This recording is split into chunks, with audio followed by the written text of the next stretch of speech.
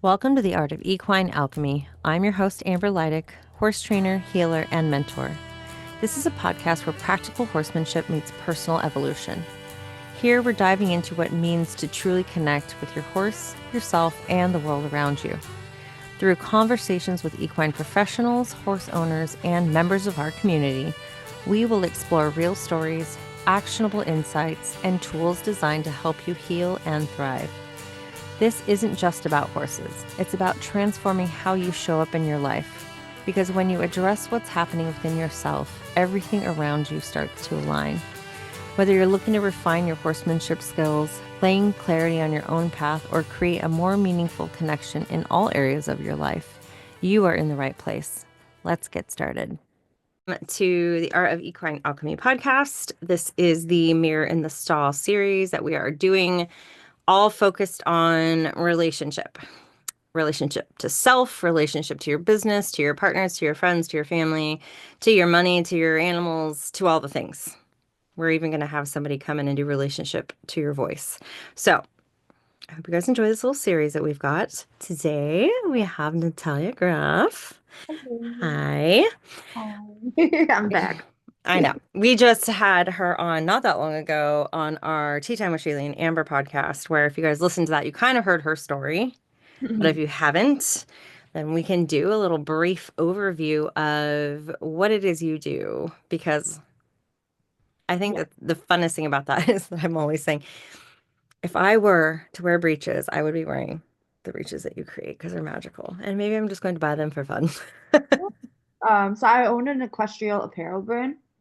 It's very blingy, very lacy, just designs that are just kind of like one of a kind, but still can be worn on and off saddle. It's just like a super fun path I get to be on. So express myself through fashion in the horse world. So it's really cool. Yeah, it's smashing all of the things together. So if you guys had listened to our previous podcast, I will actually link it in the show notes for you guys and you can go more in depth. But your background was sort of not where you are now, except that along your journey, you collected like little bits and pieces and then smashed it all into what you're doing now. So like I love that piece of it where I think sometimes when people are on their journey, they're like, this isn't what I wanted. This isn't what I expected. Oh no, I've wasted so much time and I've done this and I've done that. And I'm like, no, you collect these lessons along the way. And so what has that journey been like for you? Like, where did you start and how did you end up where you are now? Gosh. I always say like I've lived 20, 25 different lifetimes in this one life. So I've been like everywhere basically. I was born and raised in Germany. I moved here when I was 12, so that was, that's when the journey kind of started. It was difficult. I didn't speak English and horses and this is all on the podcast. So I'll try to make this as short as possible just in case you guys did hear that. But I moved here, and the horses were like the only thing I knew in Germany. So I got back into horses. They helped me transition into like this new life, new language, new everything. Then when I was 18, I decided I wanted to move to New York. So I only applied to one college, so my parents couldn't say anything. I moved to New York City all by myself. It was a very wild ride. Um, I learned a lot, probably some of the most valuable lessons. I did a little bit of everything. So I was a professional model for 10 plus years, and then I got into luxury real estate, and then I was just like trying to find my path, and I was always very free-spirited and always trying to fill a void within myself, doing things that I thought would make me feel better. Like I realized that, for example, with the modeling, it wasn't necessarily something I wanted to do, but I felt like my looks were something that could be loved about me because growing up, like, and I love my mom to death and like she knows this now, but she always put a lot of like emphasis towards like how I look. So I thought, oh my God, like if I become a model, like, look, mom, I'm the prettiest, you can love me. So I realized all of these like different aspects of my life and how I was doing things that were not solely for me, but it was just trying to like fill a void and a wound.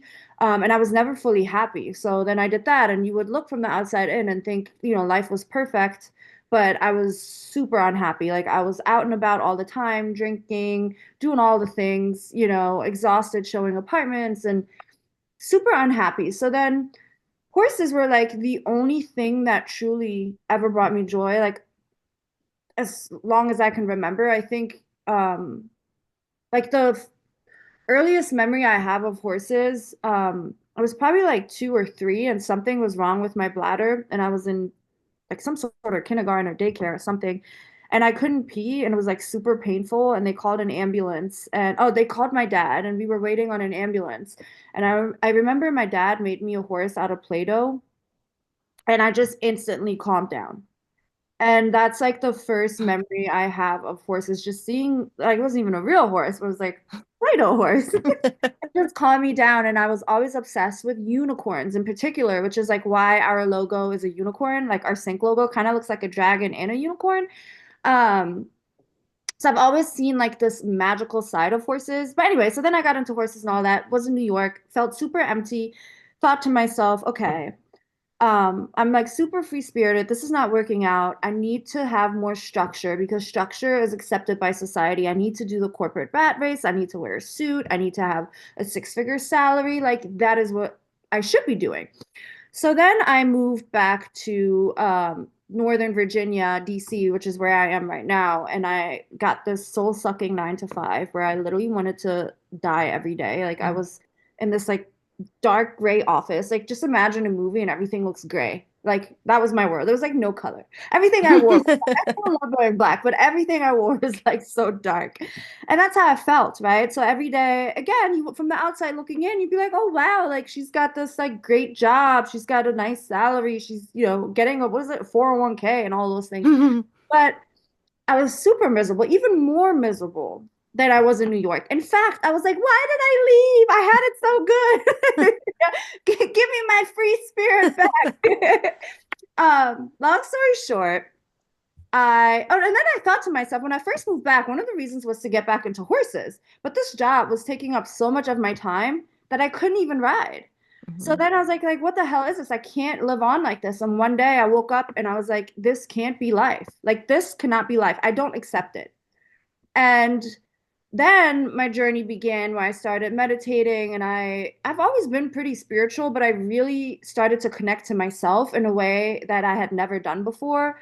And I realized there were like a lot of things I had to change. So I quit that job. I had an ex-boyfriend at the time. We broke up. I hadn't lived at home since I was 18, and at this point, I think I was like 29. I went back home to my dad's house, which was really hard for me also. Like part of my ego was like, oh my God, I've been on my own since I was 18. Like now I have to go live at home. It's so embarrassing. I was only 29, but it feels really embarrassing. But I basically started from scratch. So, and I was taking Adderall, something I started when I was modeling because it used to keep me really skinny, and the agents got me into it. And anyway, continued to take it because it was the only thing that could get me to go to this job, which is also why I think like Western medicine sometimes, like they're numbing agents. So, like, you take Adderall to make you live a life that you truly hate. ADD is not a bad thing. Like, I have full blown ADD, ADHD, like whatever you want to call it, and I embrace it. It just means I have a lot of energy and I need to like work with my body. I cannot be stuck in an office. If I am, I lose my shit. I can't be stuck in a classroom. I lose my shit. Why do we label it as like, oh, ADD and like you should take pills so you can conform to like just sitting and being quiet? Like, no. But that's what I was doing. So I realized when I meditated, the first thing my higher self, universe, whatever you want to call it, told me is that I need to get off these pills. I need to quit this job. I need to move out. I need to get off coffee, which I tried. That hasn't fully worked out yet. I did that once. It was It's not horrible. working out. I tried, right? They also told me that. Just basically start over. So I showed up at my dad's house. I took a whole year off, and it was the hardest year of my life because my whole world crumbled. I had a really nice car. I had to get rid of my car. I had no job. I had absolutely nothing. I just got stripped. Every inch of confidence I had was like gone. Like imagine just like having lived all these lives and none of them mattered. Like that's how it felt to me. Mhm. Because I didn't even know who I was at that point because I was just so confused and so down. And then coming off the Adderall was so hard because my brain had to learn how to pump dopamine on its own again. Because when you take Adderall, it's synthetic and your brain just like pumps you up with like fake happiness, right? So you can endure the jobs and all the things. And my brain had to learn how to do that. And it took a whole year for me to get there. And throughout this year, I was super depressed.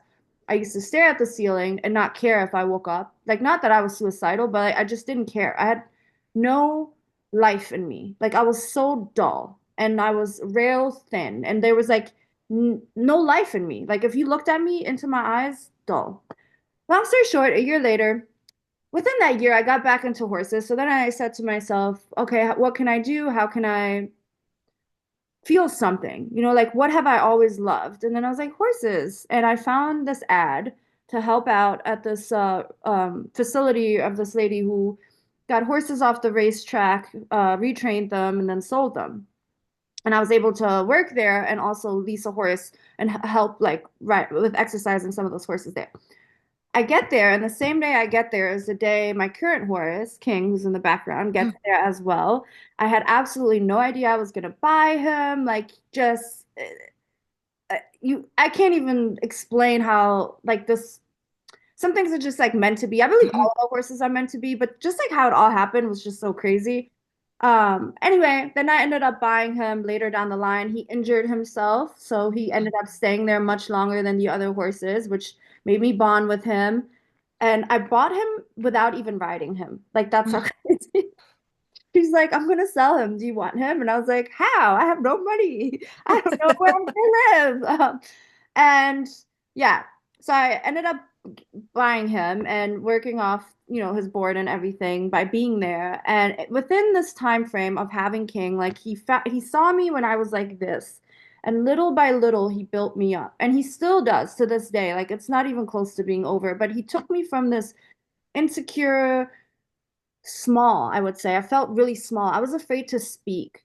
Like I was afraid to like post a story on social media because I did not want my voice to be heard. I thought my voice was irrelevant. I didn't want to take up space. The only thing I could rely on was like the way I looked back from my modeling past. But even then, when this like dark night of the soul happened, even then I just couldn't even, it didn't feel authentic to me to even have that. So it felt like I had absolutely nothing. And little by little, he took me and gave me confidence and just I owe my horse everything. I owe him the company I've built. My whole company is like kind of like dedicated towards him. He's our logo. He is our CEO, I say. I make a lot of decisions, like $1 million business decisions, just sitting in the pasture, and I ask my horse, "What should I do? Can you please let me know?" And I get the answers. I know it's him doing all the work.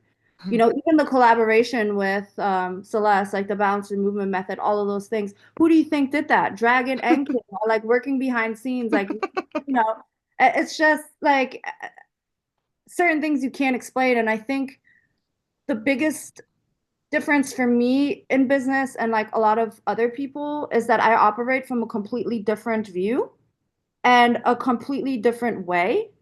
I'm not like, I have friends who do this and this is what it's all good, but it's like hustle, hustle.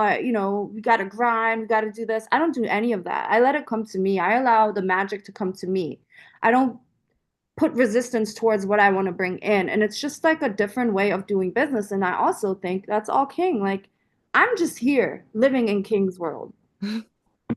So, So the beginning of your guys' journey, when you started connecting with him and hanging out with him, and when you officially owned, quote unquote, owned him, what did that look like? You said he took you from feeling really small and sort of shut down. What did that process look like for you? How did he give you confidence when you were feeling that shift happen? when I first got him, I remember I didn't even celebrate it, Hmm. right? Because I felt like I didn't deserve it. So, like, I Mm. imagined my first horse. Like, I would go to the tack store and like go crazy. I was like, oh my God, one day I'm gonna buy a horse and I'm gonna go and I'm gonna get all the saddle pads. I'm gonna get all the halters. just gonna go crazy. And I got him and I did none of that for like the first couple months. And I was like, even on social media, I didn't announce it. I was afraid. And then I was like, Natalia, this is your horse. Like, Mm. you should enjoy it. Allow yourself. This is like the first initial step. Like, even feeling deserving of having a horse. So then I realized I had a lot of unworthiness issues. And I think that was like the first thing that we started to work on. And it didn't go from like zero to like, oh, I'm so confident. It was like little by little. I was like, okay, I deserve to feel good. Hmm. I am worthy of buying a saddle pad for my horse. Maybe it is okay to announce on social media, this is my horse King. It's like little stuff. Hmm. He was also a handful. So that was another thing. And we had a pretty bad fall, um, which I think that played a big part in our journey. Um, so he was a handful in a way of like he was very like he's just a very bossy horse. He was gelded later in life, which I love. Like I'm all for it. Like he just does what he wants. You have to and like a mare, you cannot tell King what to do. You have to be his partner. But when I first got him, he's a big horse. He's like 17 hands big, and I was really like afraid of him. But I think it's because I was afraid of myself. Hmm. Because when I see King, I see me. And I mentioned this on the podcast that when I first saw him, I referred to him as her. So there I was feeling really, really small. And it was like everything significant that happens in my life, I see it in slow motion. And I know this now. I didn't know this then. When he came off the trailer, it was in slow motion. And I saw him and I was like, she is so elegant. And for like 2 weeks, not even like a day, for like 2 weeks straight, I kept referring to him as she. And one day I was like, Natalia, it's a boy. He does not like it. It's a him. And I was like, she is so powerful. She is so beautiful. She is so elegant, yet gentle, yet a force of nature. And like all of these words I kept using, now I saw myself in him. And just having that visual of him, like it just did something to my heart that I can't explain. It just broke me open in a way that I never felt before. And I had ridden horses before, but like with King, it was just like, I mean, we've had so many past lives together too. I just did a past live session yesterday, where it just all the pieces connected. And my dog plays a really big role. I can hear him like, "Hello, what about me?" And Hello, what about me? he played a really big part in all of this too. But we're talking about horses. Sorry, Lee. Um, so yeah. Then okay, so then he was really like a lot for me to handle, and it really required me to boss up. And when we were in this stage, this is where I was like trying to figure out what to do with my life, and I was getting my toes wet about starting my own business, but I was fucking terrified. And my first business wasn't what I'm doing now. It was I started a digital marketing agency, and I was like trying to build my website, trying to build a logo, and just taking my sweet time with everything. Like I just wasn't moving forward. I just kept talking about it, but I wasn't doing it. So during that time, I had to, with him, learn how to not allow him to basically walk all over me. I had to boss up, which then helped me start the first business. Then later on, I think my fall, right before I started sync, so I used to be a jumper and I did eventing and all sorts of crazy shit. So I was really reckless. Um, then King came into my life and all of that had to stop. He was like, all that shit you did with the other horses and you're jumping around and like we're not doing any of that. So my dream was for us to go back into jumping, maybe eventing and doing all of that. And I jumped him for the first time. I cantered him over a jump. There were absolutely no distance poles. Like that was dumb. I was hungover. It was stupid. And I went flying and I hurt myself. And it was kind of like a moment of, holy shit, I can actually get hurt riding horses, like something that I never felt when I was younger. But then it took me in a completely different journey. So after that, I was like, oh, whoa, I was really scared to jump. And I'm still working through that one fall that happened 5 years ago. But it took me down a completely different path of horsemanship, which helped me connect to myself, which helped me get more intuitive, which helped me really see the magic in horses in a way that I never saw before. I think I did on a subconscious level, but the way, I mean, I do some really, what people will consider some pretty weird shit around horses, but it helps me find myself. Like I'll start dancing, I'll do energy work, all of those things. I would have never gotten into this kind of horsemanship if it weren't for that fall. Because I was chasing adrenaline. I was like on this fast track of what I wanted to do. And he was like, no, miss, we're not, I have other plans for you. There's so much more powerful you can learn. Um, and it was all about connecting to me. It had absolutely nothing to do with horses. Like he has been the biggest spiritual teacher and tool for me to really get to know myself and continue to do so. Like right now, we're working through some things and it's a parallel, right into my life. So he's constantly pushing me.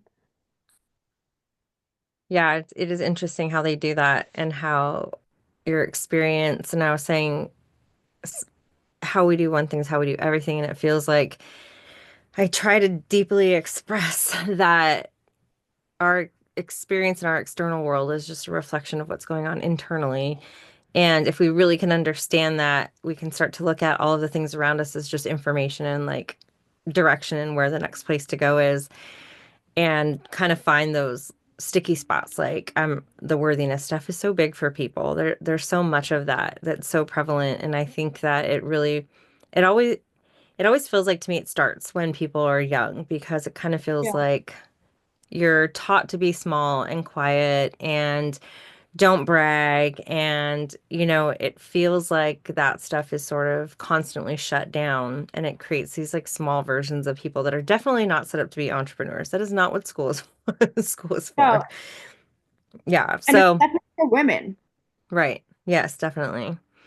Yeah. So that journey of figuring that stuff out. So in the very beginning, before you really knew what the next step was. You said I was you moved back in with your dad and you had heard here are the things that need to happen. What did that look like? Was it just like a meditation you pulled up? Like where did you figure out like where to begin that part? I was meditating every night, like right before I quit my job. I just started. I was on Mm, YouTube and I just put up mm, like, some guided meditation. I had never mhm, really tried a guided meditation. Actually, hold on. This is how it all really started. Remembering, I got into past lives. I got obsessed with past lives. So I started reading The Journey of Souls, Many Lives, Many Masters, like all of those books. And then I started doing past life meditations because I just mm, wanted to know. I was like super curious to learn about my past lives. I thought it was like fascinating. And then from there, I got into meditations of like connecting with your spirit guides, connecting with mm, animals, different sound vibrations, just whatever I felt called to do. And I would start really small. I mean, now I do different meditations. I'm more into like Dr. Joe Dispenza's work and more the science of rewiring my brain and things. But at that time, I just wanted to get answers. Like I mhm, needed to know. I was so curious. And also, I think I needed to know that this can't be life. mhm, I refused to accept that job that I had was going to be my life until I retire. I just could not. Like, mhm. like when yeah, it was literally, I was missing a patch of hair Right. out of nowhere. And I know Mhm, it was because the job was like, it was just like sucking my soul. mhm, If I would have continued that job, I can almost guarantee you I would have been physically sick. I probably would have had cancer or, you know, because I believe our depression and like things we feel cause disease in our bodies too. And my body was definitely telling me like we can't do this anymore. Like we're mhm, not alive. Like I felt dead. mhm, Um, yeah, so the meditations was like a way for me to just know there has to be something else. I cannot accept this. What can I do? mhm, It's like a last resort at that time. mhm. Yeah, I feel like that's so true as far as Gabor Mate has that talk where he talks about and the body says no if you don't, so if you're not setting boundaries or you're doing things that you hate and you're in a relationship you can't stand or any of the above, my deepest wish for so many people is that they listen to their bodies when their bodies are like, I hate this because if Yeah. you don't, if you don't, it will talk loud enough to where you won't have a choice. I call it forced rest, which is Yeah. not ideal. Yeah, like for example, even now, like one of the things that I love, I forgot where I heard this. I think I heard it on a podcast or I read it. I don't remember, but it was like when someone invites you out or you have to do something, ask yourself, how am I going to feel after this? Am I going to feel really, really good? Like, yeah, I did that. It feels great. Or am I going to feel drained? And if the answer is drained, like, I don't give a fuck anymore who asks me to do what, even if it's like related. Like, if I know I'm going to be drained after this thing, I'm not doing it. Like, my Mhm, energy is so vital to me to the point where, like, this weekend, Saturday, I went out and I don't usually drink a lot. Like I'll have like a glass of wine here and there, a couple drinks, but I went out.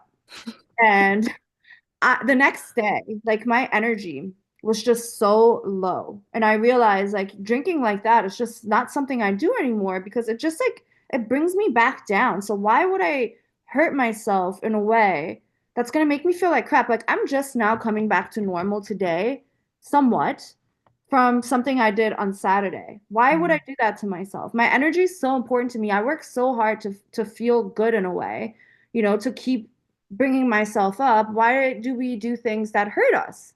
mm, And it was like a wake up call to me. Like, you know what? Next time I go out with all of my friends, I'm not gonna drink like that. I'll have a glass of wine or a drink or here and there, but I'm not gonna be hung over the next day? yeah. So like what are you doing in your life that's hurting you, but you're still doing it? Hmm. Yeah. And it feels like getting curious about that, about like, why am I continuing to do it? I feel like in 2018, it was right after my divorce, and I was drinking a ton, and I was super depressed, and I had an autoimmune disorder that was happening, and it was just like this big mess. And I ended up at a Tony Robbins event, and I did the walk, the fire walk thing. And when I came back, I was so like pumped that this is when I quit caffeine. And I will tell you, I've never had like an addiction issue, except probably to caffeine. And I will tell you that was the worst. I have like the 3 or 4 days, I was like, no, I'm like literally, I'm not okay. I was teaching lessons and I had a migraine and I felt like I was dying, but I was like, I'm too far in now. Mhm.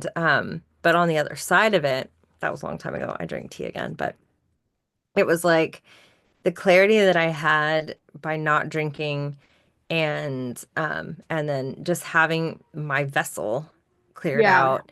And then every time I would go, because I was drinking a lot, every time I would go to make a drink at night, which was just habit, I would be like, why am I making a drink right now?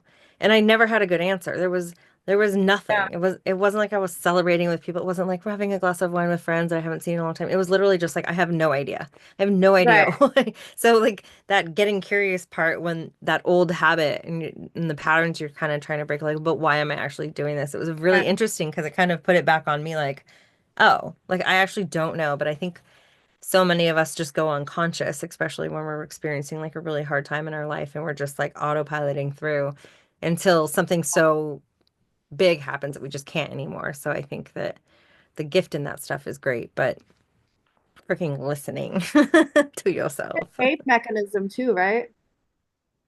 Like kind of like scrolling. I've noticed for me, I scroll too much at night sometimes. I'm like, what am I doing? Like I just wasted Hmm. an hour. Like I should be Yeah. sleeping. That's my sleep.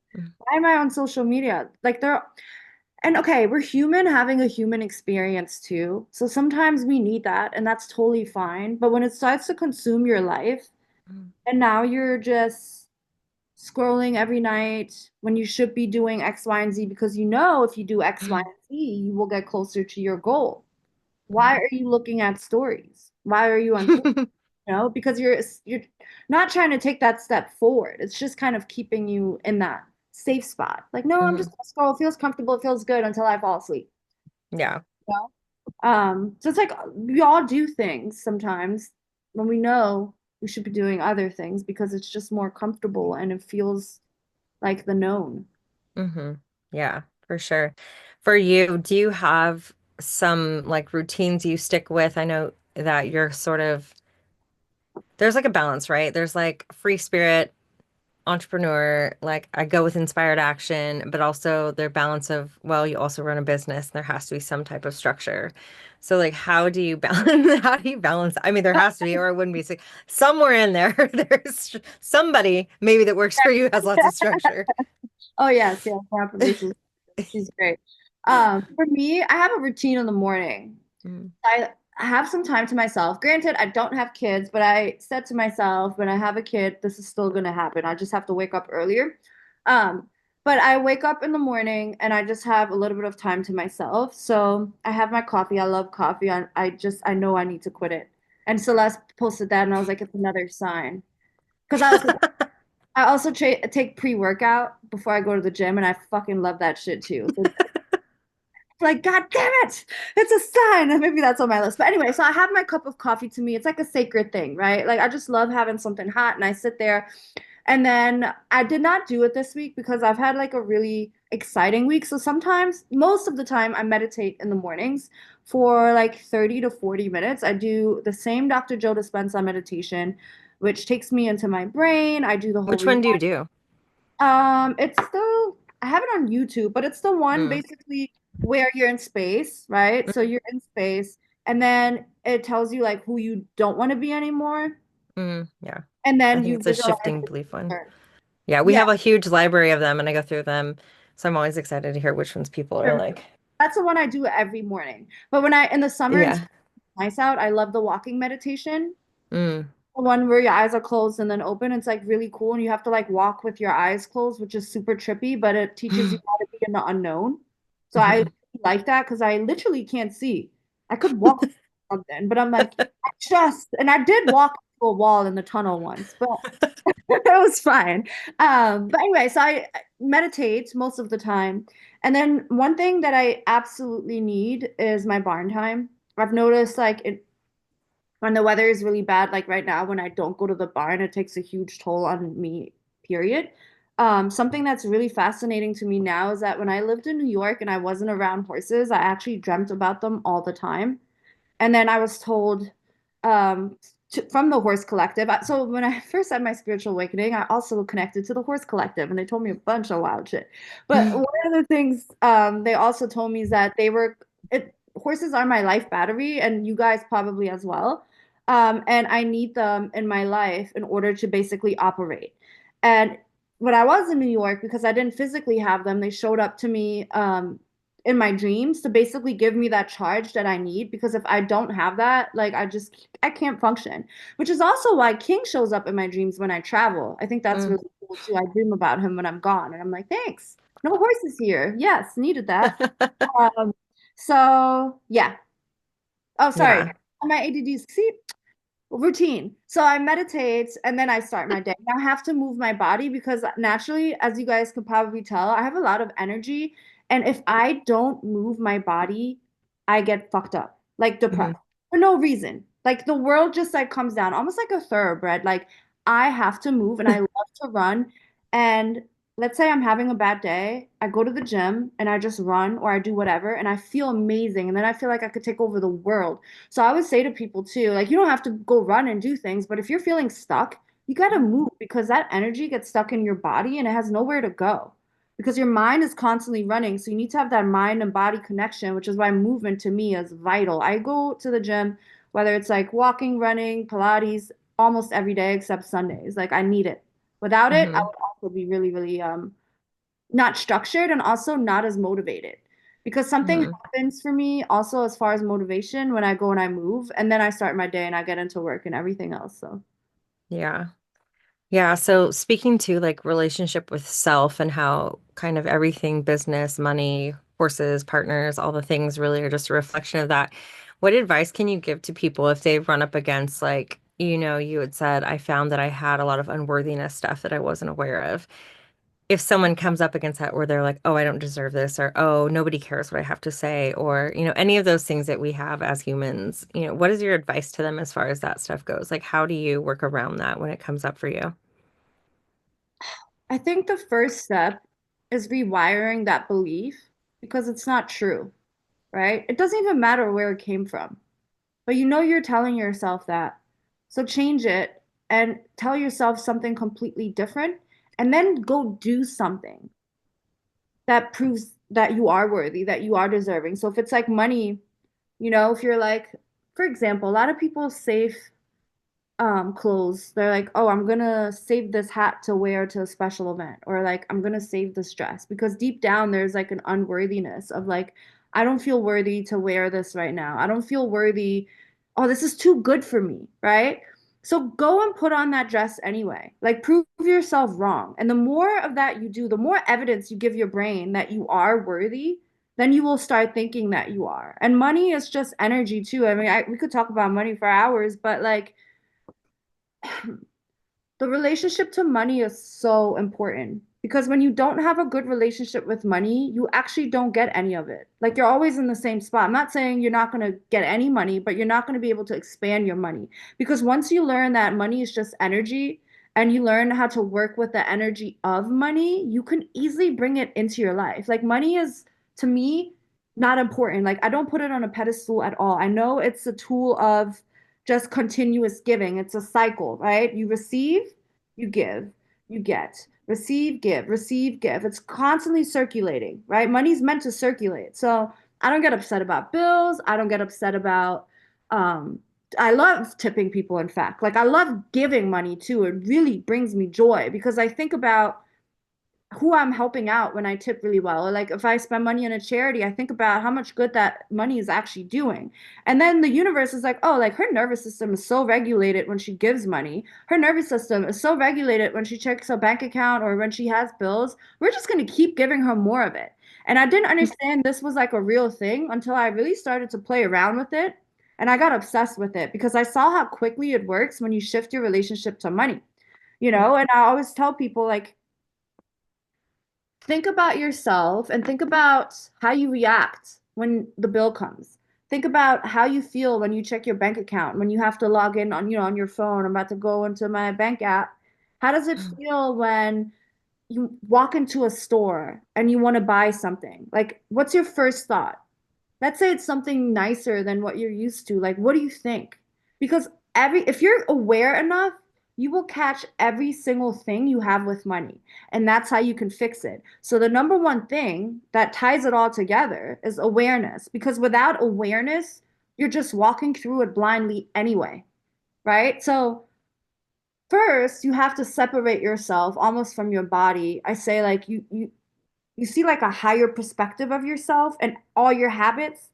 And let's say money is what you want to focus on in this moment. Just really become the eagle and watch how you are with money. Like really close your eyes and think about it. Then write it out. Okay, I do this when I pay my bills. When money comes up around friends, I get uncomfortable. When people talk about money, like, am I making you uncomfortable right now? I love money. Money is abundant in nature. It flows to me. I sit here with dollar bills all over. How does that feel, right? Like, is that making you uncomfortable? Because that's another thing society does, right? Society tries to make money a really big thing, so it's not attainable.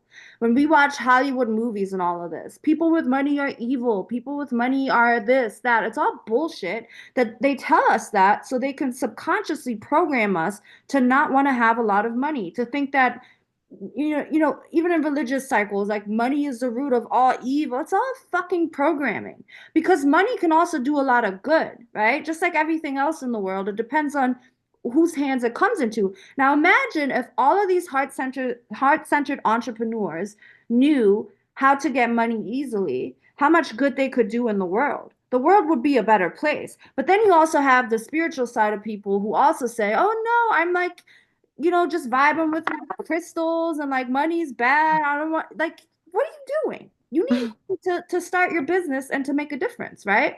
So it's Mhm. also about that reprogramming. It goes really deep that we have from our parents. I mean, a lot of our grandparents, if you were raised in the United States, like they were around the Great Depression and all of those things, right?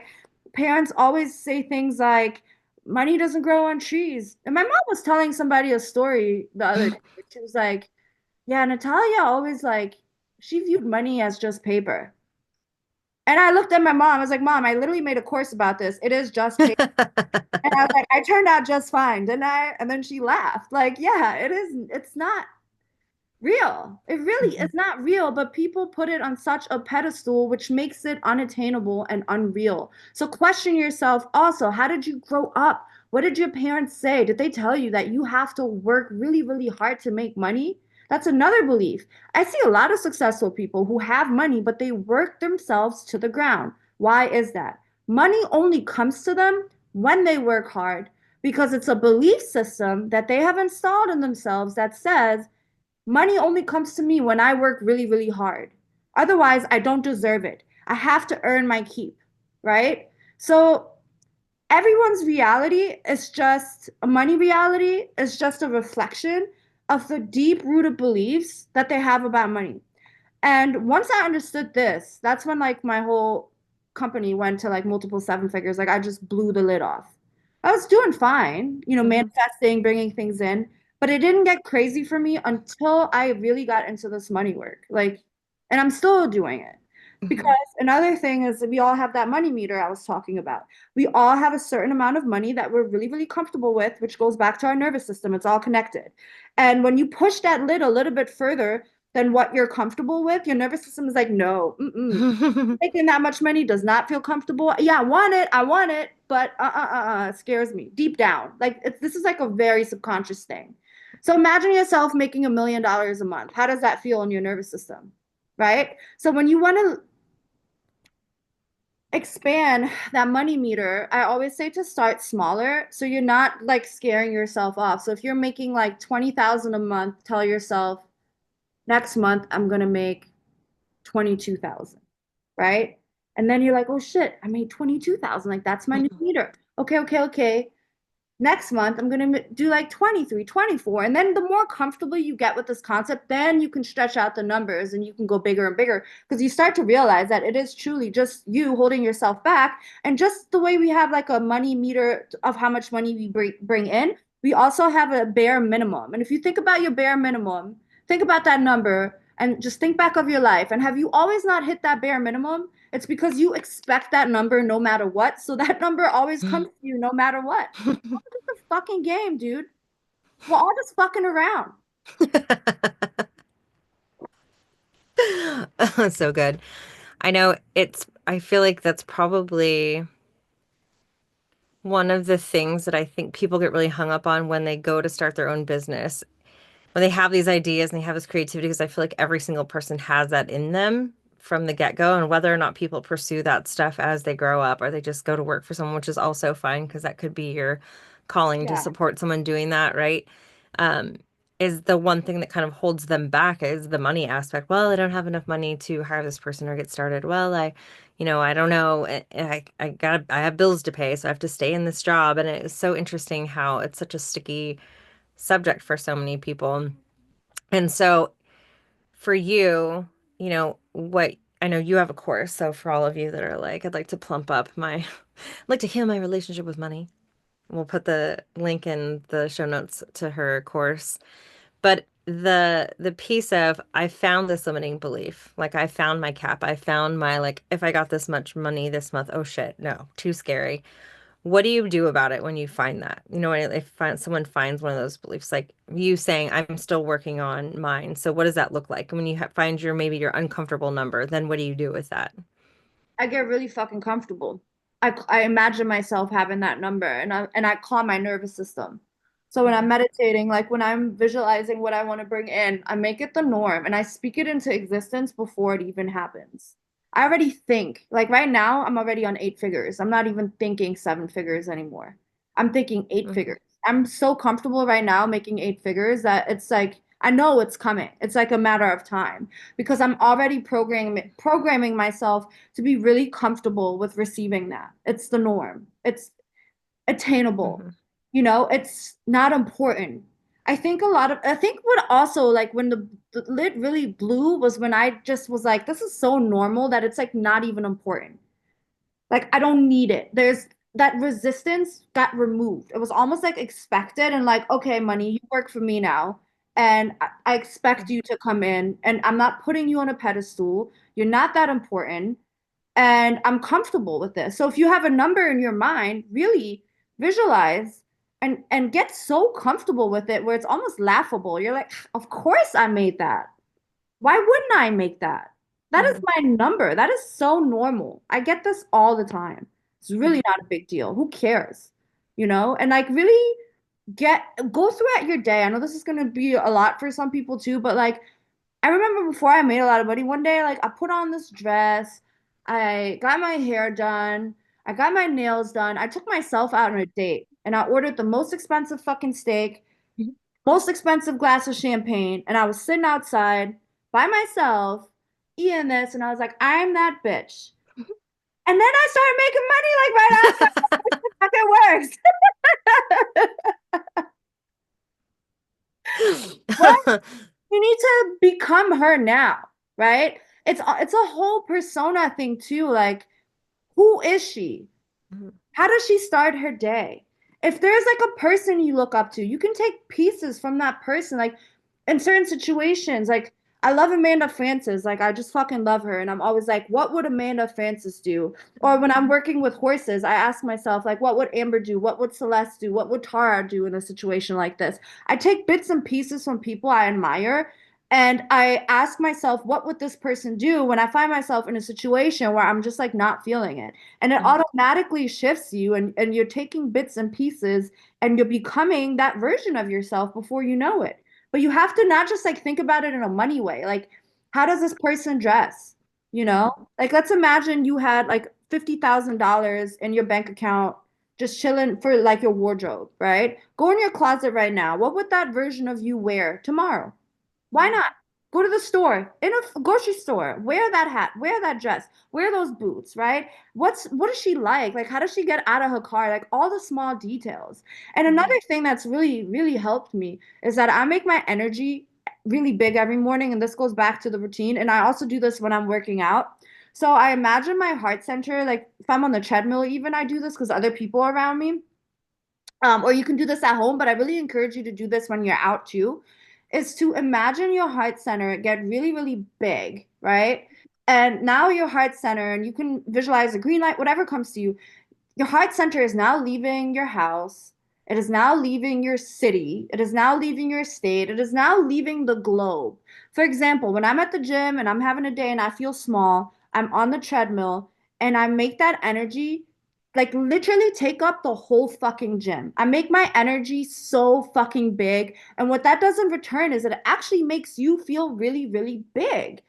So especially on days when you're down, do that every morning. Make yourself bigger and bigger and bigger. Ideas will come to you. You'll make more confident choices. You'll notice that the way you show up every day will start to shift just from like the small little thing because you're taking up space. You're allowing yourself to take up space. Mhm. Yeah, and it feels like it's very deeply correlated with that being in the receiving energy, right? Like I feel like a lot of people that join our programs, listen to the podcast, are such givers and they want to like give Yeah. more and do more and like I give as much as I can and it's like, but are you able to receive? Like what does it feel like when you get a compliment? What does it feel like when someone wants to support you?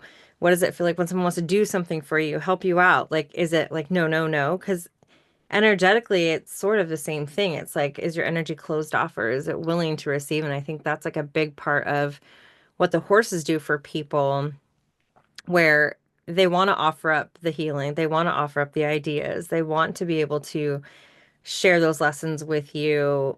And until you get to the point where you can actually go into the receiving mode, that's when you can hear those messages and take those inspirations. And I think it's the same thing connecting with spirit guides or whatever it is. It's like you need to be able to be in the receiving mode to receive, to hear, to. And so for you, like, does that resonate with you? And what is that? Yeah.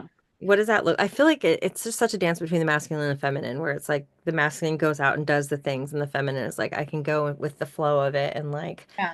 let the ideas and creativity come in, and then you have to shift back into the masculine and go do the things and implement the things and plan. Um, but the receiving mode feels like it's just much harder for people, and I think that probably has to do with maybe the worthiness stuff. But what does that kind of look like for you? Yeah, so it's really interesting because this like literally goes into the patriarchy and everything. Like women have always been told to give, give, give, right? We have been told that all of our lives. Religion tells us that your purpose should be to make other people happy. And if part of if you are truly in your purpose, you are giving other people joy anyway. But when it's said like that, like it's like such a rooted belief in a lot of women that they just constantly have to nurture and that they constantly have to give. And for one, you have to become aware that you're doing that so you can stop because you cannot fill an empty cup, right? Or give from an empty cup. Like you cannot even give to others until you're truly fulfilled yourself. So you have to become selfish. It is okay as a woman to be selfish and to make decisions that make you happy and bring you joy. And this, I could talk about this for a long time. I can get into all of that stuff. I can get me fired up, Amber. I gotta drink my water. I gotta hydrate. No, okay. So the receiving is so important because until you're comfortable receiving money, you cannot get money.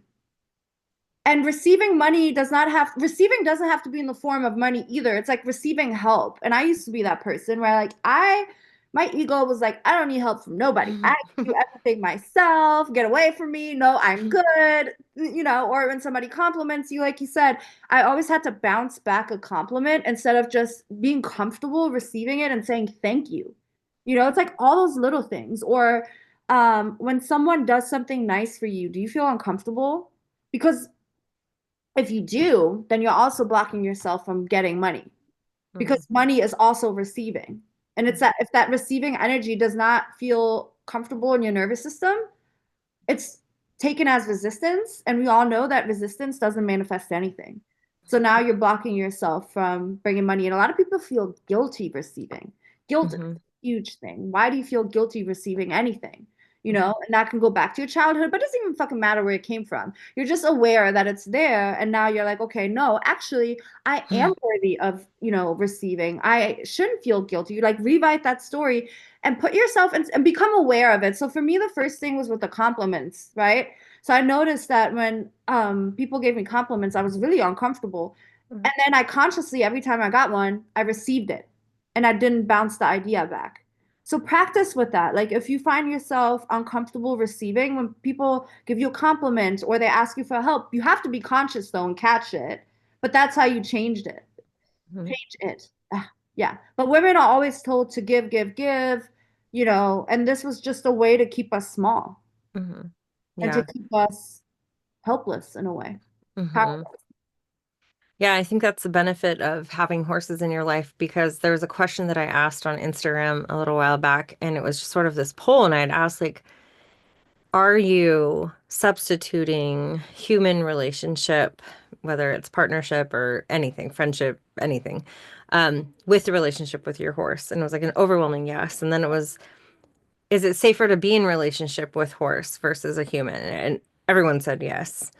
And so I thought, well, isn't that interesting that we can actually practice going into the receiving mode in a space that is safe with your horse, and starting there because I feel like people get closed off when another human is doing it for them. But if they can have a space where they're practicing it with their horse, like, wow, my horse, look at how excited my horse gets to see me. I do stuff for my horse all the time. I don't have to feel guilty for it. It's like becoming aware that there are places where you do that and they come with the knickers and the like cute, ridiculous things that they do and their unconditional love that they have for you.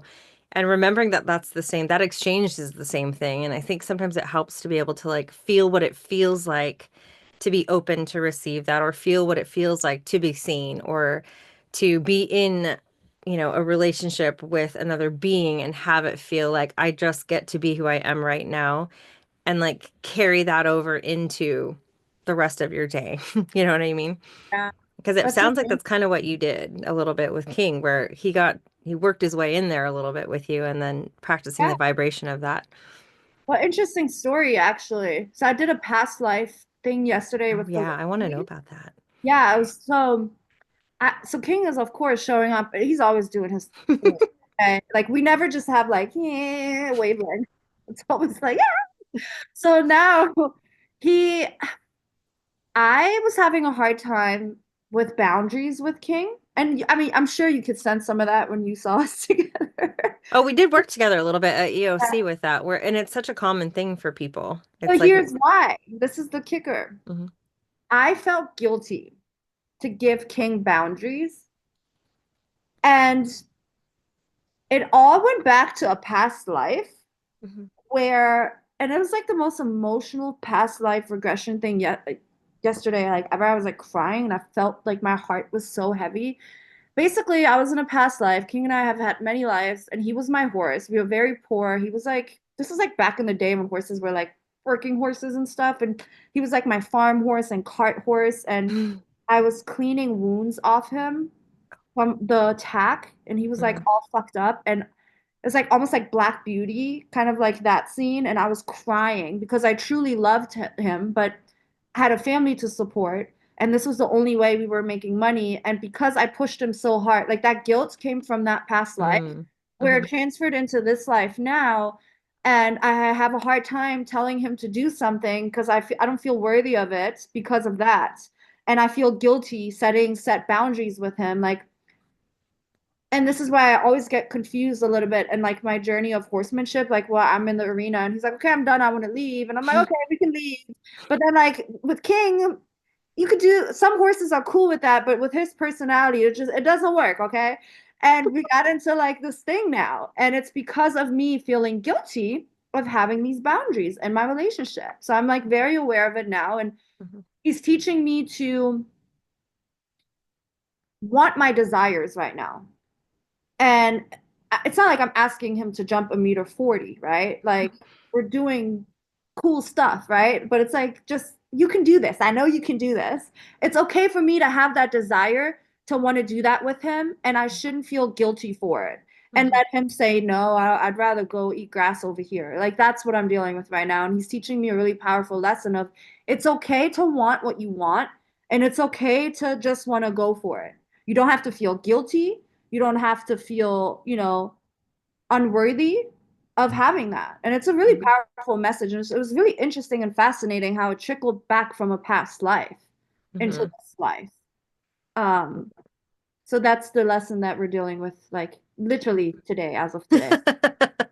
You know what's so interesting about that too is when I work one-on-one with people, is that people in horsemanship get really focused on like the cues and your body language and your body position and your leg needs to be here and you're right here. And I'm like, if you don't feel good about what you're asking him, it doesn't matter what position you're in. If you don't know and feel good about the request or worthy of the request, it's like anything else. It's like energetically, they're like, well, I guess when you're ready. When you're ready, I'll show you how ready you actually are because I will It do the thing.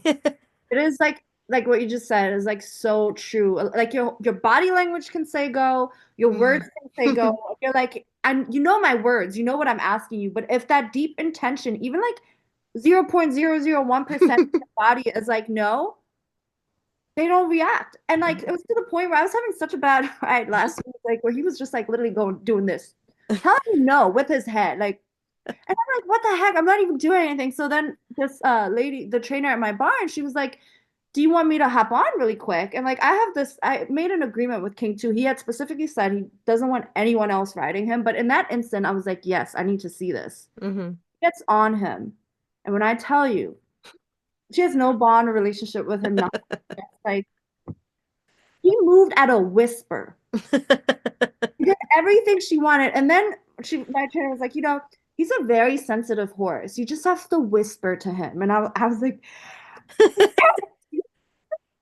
it's because the energy in me Hmm. did not feel worthy of what I was asking him to do. And even though I was giving the cues, my body language, everything, but the energy behind it was like, I'm truly not worthy. I feel a lot of guilt asking you to canter right now. I just feel Hmm. guilty because I feel like I'm pushing you out of something. Hmm.